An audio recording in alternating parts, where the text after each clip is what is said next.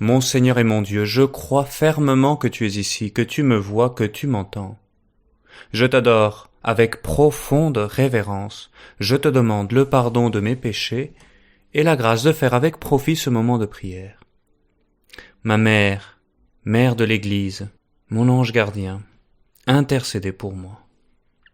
Intercédez pour nous, mère de l'Église, parce que pour réaliser la grande mission que nous entendrons Jésus nous confier demain lors de l'Ascension, aller de par le monde, faites des disciples, pour incarner notre vocation et mission dans le monde, j'ai besoin du Saint-Esprit. Nous avons besoin de l'Esprit Saint. Dieu veut que tous les hommes soient sauvés et parviennent à la connaissance de la vérité. Et c'est pourquoi, aujourd'hui, le Seigneur promet aux apôtres, et nous promet à nous, à l'Église de tous les temps, à chaque génération de chrétiens, il nous dit, quand il viendra, lui, l'Esprit de vérité, il vous conduira dans la vérité tout entière. Lui me glorifiera, car il recevra ce qui vient de moi, pour vous le faire connaître. L'Esprit Saint. Oui, mais parfois j'entends cette demande, mais où est l'Esprit Saint? Parce que c'est bien beau d'attendre l'Esprit Saint, mais parfois les gens me disent, mais moi je ne le vois pas, je ne le ressens pas, je ne vois pas le feu descendre sur moi. Pour beaucoup, le Saint-Esprit est le grand inconnu de la Trinité. Et cependant, la grande nouvelle d'aujourd'hui, de cet évangile, c'est que cette promesse du Saint-Esprit, elle s'est accomplie dans l'histoire. Et elle continue de s'accomplir encore aujourd'hui. Et c'est l'Église qui, animée par l'Esprit de vérité, annonce le Christ et son message de salut au monde entier. Et c'est à travers elle, à travers l'Église, que l'Esprit Saint nous conduira vers la vérité tout entière. Parce que oui, le don du Saint-Esprit, c'est le don de la vérité, mais dans la communion vivante de l'Église. C'est pas juste une connaissance personnelle et théorique, mais la plénitude d'une connaissance qui est vitale et qui est relationnelle. C'est vrai. En hébreu, la connaissance se dit yada. C'est un terme qui n'englobe pas que la connaissance théorique ou purement intellectuelle, mais également une connaissance sensible et par l'expérience. Elle englobe aussi l'affliction, le chagrin, la joie d'un bon moment. Yada est même utilisé en hébreu pour désigner l'union intime entre le mari et la femme. Et c'est pourquoi quand Jésus nous parle de connaissance, il s'agit bien plus que d'une connaissance intellectuelle ou théorique, c'est la construction d'une relation personnelle entre le connaisseur et l'objet connu. Une relation qui est caractérisée par l'attention, le souci, le don de soi à l'autre. Jésus nous dit qu'il est non seulement la vérité, mais qu'il est le chemin et qu'il est la vie. Et c'est cette connaissance-là qu'il veut nous donner. Et ainsi, quand Jésus nous parle d'une connaissance, c'est pas juste quelques bons conseils pour aller au ciel ou des formules magiques, non, c'est pas ça qu'il est venu nous révéler. Il est venu nous révéler l'amour de Dieu pour nous. Et c'est pourquoi il nous dit, tout ce que possède le Père est à moi. Son amour, sa sagesse. Et voilà pourquoi je vous ai dit, l'Esprit reçoit ce qui vient de moi pour vous le faire connaître. C'est l'amour du Père et du Fils que l'Esprit Saint veut transmettre. Et il va nous le transmettre, pas individuellement, mais par la communion. La communion des saints, la communion qu'est l'Église.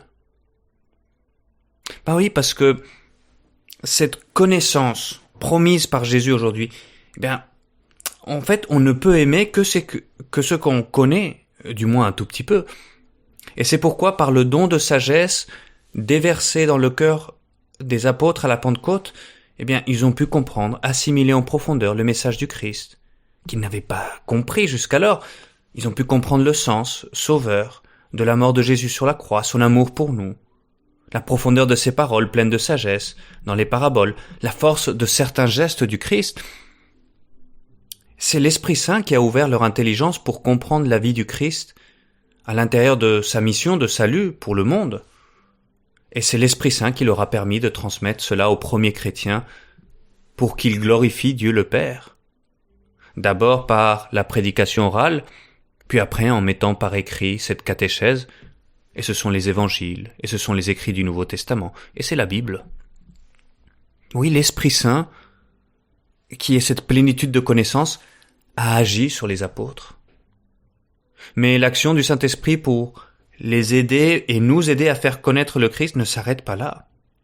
Comme saint Paul le dit très bien aux premiers chrétiens à Corinthe, il a dit « Avant tout, je vous ai transmis ceci, que j'ai moi-même reçu, le Christ. » Et ainsi, la première génération chrétienne, sous l'action du Saint-Esprit, nous ont transmis la tradition qu'ils avaient eux-mêmes reçue des apôtres.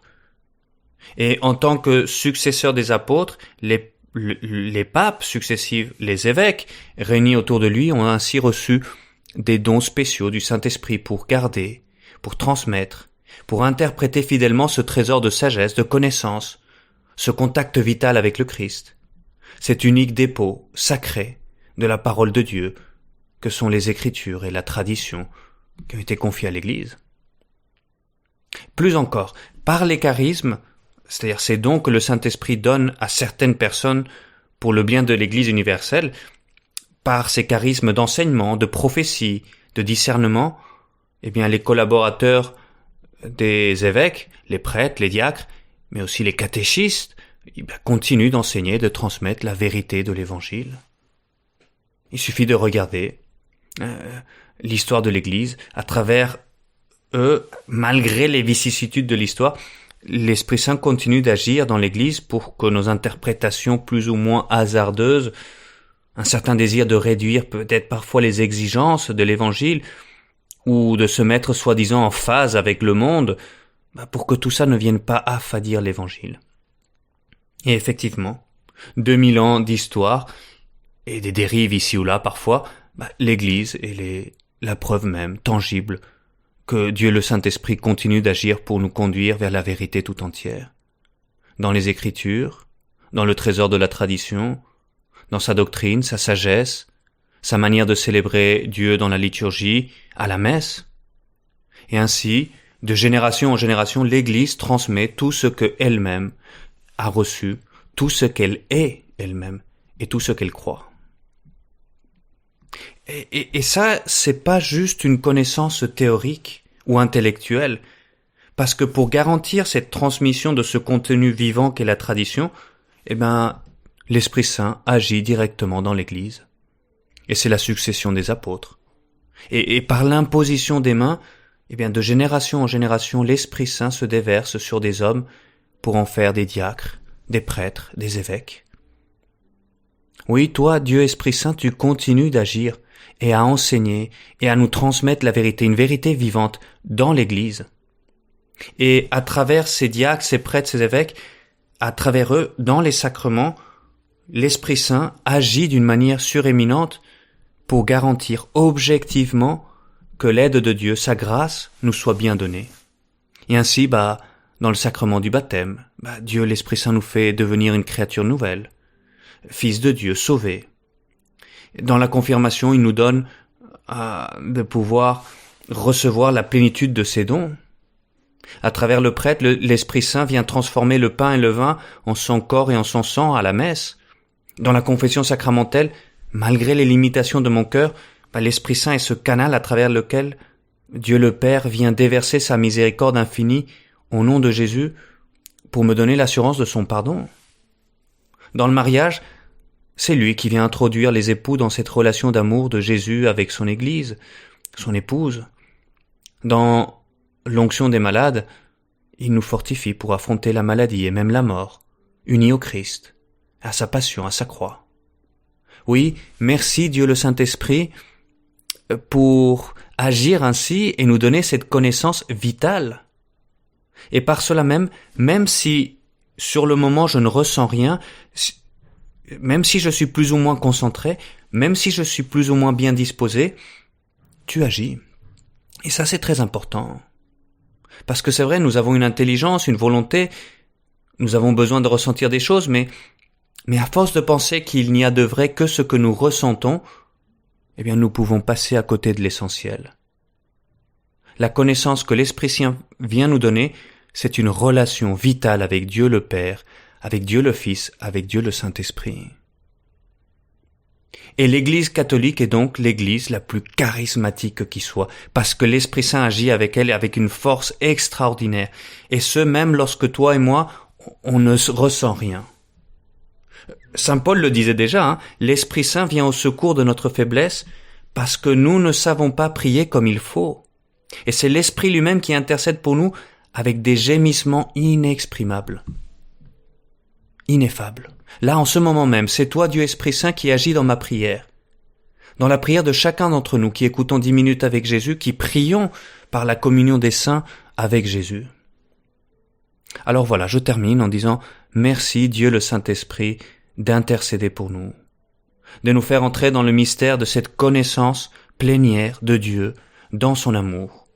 Merci pour ton action cachée dans chacune de mes prières. C'est toi qui me permets d'appeler Dieu Père. Merci pour ton action objective et puissante dans les sacrements. Merci pour les bénédictions, pour les grâces, pour les charismes d'enseignement, de catéchèse, de guérison.